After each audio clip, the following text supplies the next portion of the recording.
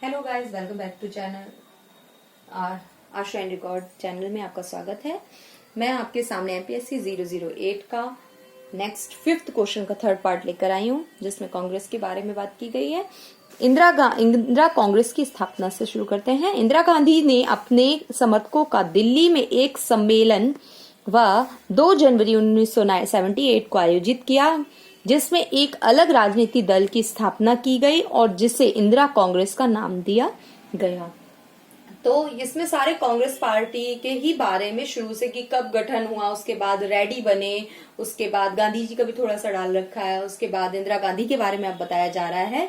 तो कब इनका कांग्रेस का नाम दिया गया, जब 1978 में आयोजित किया गया एक सम्मेलन और जिसमें एक अलग राजनीतिक दल की स्थापना की गई और उसे ही इंदिरा कांग्रेस का नाम दिया गया कि वो थोड़ा इंदिरा गांधी जो थी वो अपनी एक अलग पहचान लेकर आई। घोषणा पत्र में यह विश्वास दिलाया गया कि इंदिरा कांग्रेस के सत्ता में आने के उपरांत सिंचाई सुविधाओं, भूमिका को लगान मुक्त करने, दुर्बल वर्गों को ऋण सुविधा दिलाने हेतु व्यापक कार्यक्रम अपनाने, भूमिहीनों को भूमि मिली किंतु जनता शासन के दौरान छीन ली गई।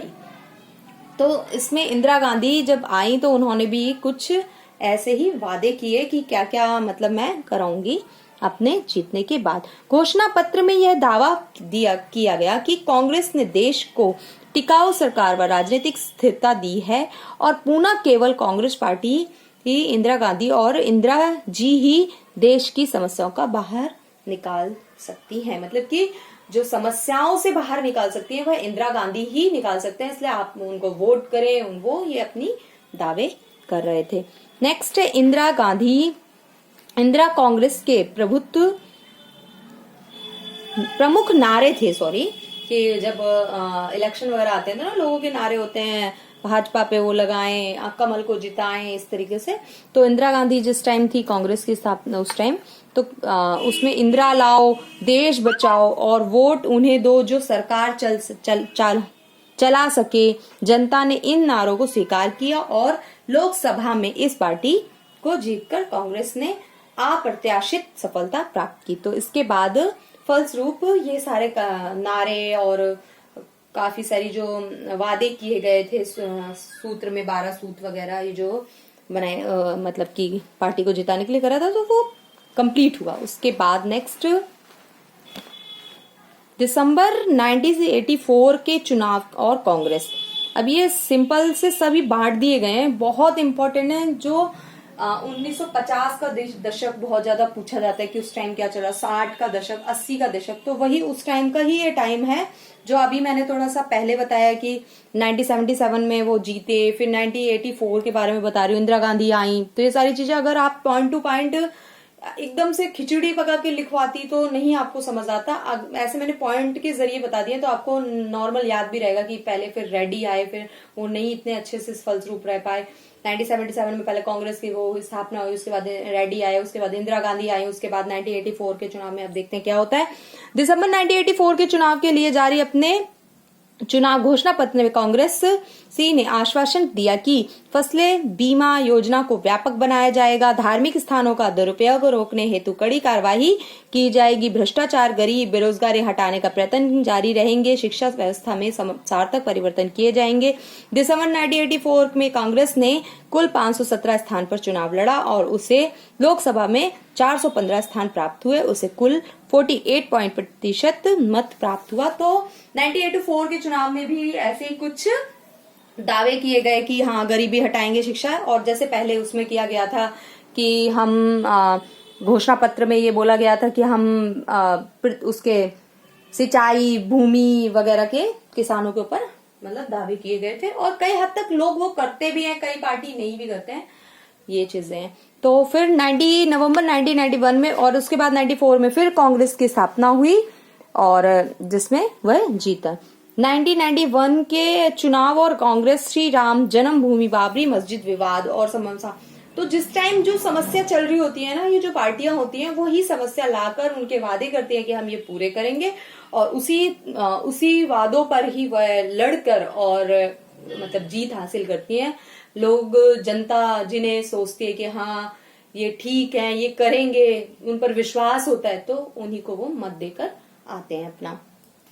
बट कई बार आज के टाइम में कई बार खरे उतरते हैं, कई बार नहीं उतरते हैं। आज के टाइम में मोदी बहुत अच्छे काम जो कर रहे हैं, भारत बाहर के भी विदेश नीति, अंतर्राष्ट्रीय नीति हमारी काफी मजबूत हो गई है, तो काफी अब कर भी रहे हैं, जैसे योगी वगैरह।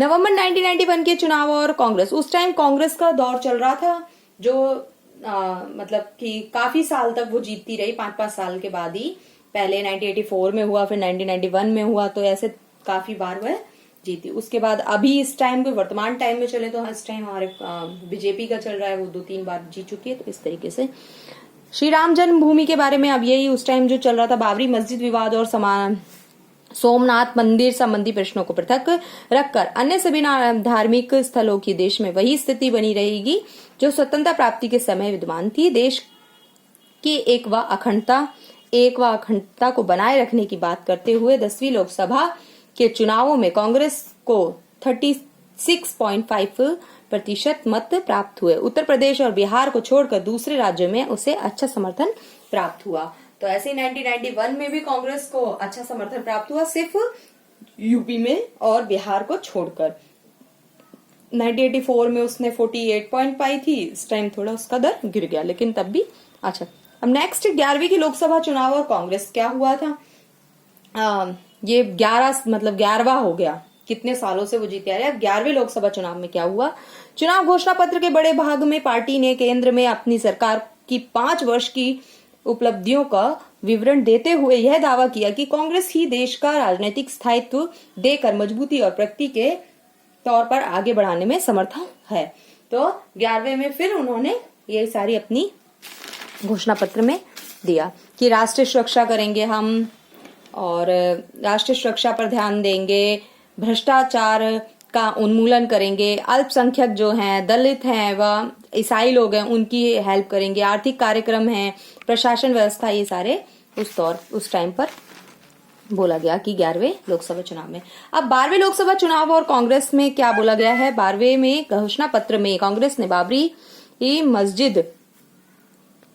बाबरी जो थी उसमें क्या बोला गया है कि ध्वस्त होने से बचा पाने का कारण बिना शर्त का मांगी और इसके लिए अपनी तत्कालीन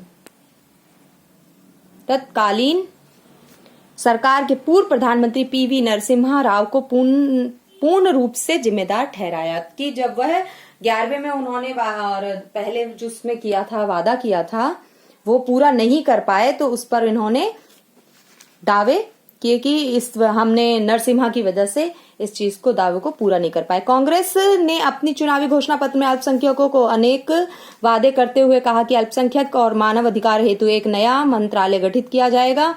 नेक्स्ट 12वीं लोकसभा में कांग्रेस को 141 सीटें प्राप्त हुई। मणिपुर, उत्तर प्रदेश, पंजाब, सिक्किम आदि में उसे एक भी सीट प्राप्त नहीं हुई क्योंकि ज्यादा टाइम हो गया था और मांगे नहीं पूरी कर पा रहे थे, तो इस वजह से। 13वें लोकसभा चुनाव और कांग्रेस में कांग्रेस ने श्रीमती सोनिया गांधी के नेतृत्व में लड़ा। सोनिया के ने इस चुनाव में अल्पसंख्यक और दलित का समर्थन पुनः प्राप्त करने के साथ लाभ उठाने की पूरी कोशिश की। पार्टी के चुनाव घोषणा पत्र में रोजगार पर जोर देते हुए कहा गया कि रोजगार के 1 करोड़ नए अवसर पर उपलब्ध कराए जाएंगे। 14वें लोकसभा चुनाव में क्या कहा गया। 14वें लोकसभा चुनाव और कांग्रेस में 2004 के लोकसभा चुनाव कांग्रेस ने श्रीमती सोनिया गांधी के नेतृत्व में लड़े और 114 सीटों की तुलना में 145 सीटें हासिल की। चुनाव में कांग्रेस की रणनीति 2 तरफा रही। सबसे बड़ी पार्टी के रूप में उभर कर केंद्रीय भूमिका में आना और अपने आसपास रणनीति गठजोड़ बनाना। तो आई होप आपको ये समझ आएगा। प्लीज लाइक करें, शेयर करें और ज्यादा से ज्यादा कमेंट करें, सब्सक्राइब जरूर करें प्लीज। मैंने बहुत अच्छे से क्लियरली आपको मैंने पूरे कांग्रेस की पूरा बता दिया है, 11वें 12वें पूरा बता दिया, तो आप इसे प्लीज देखें। Thank you for watching.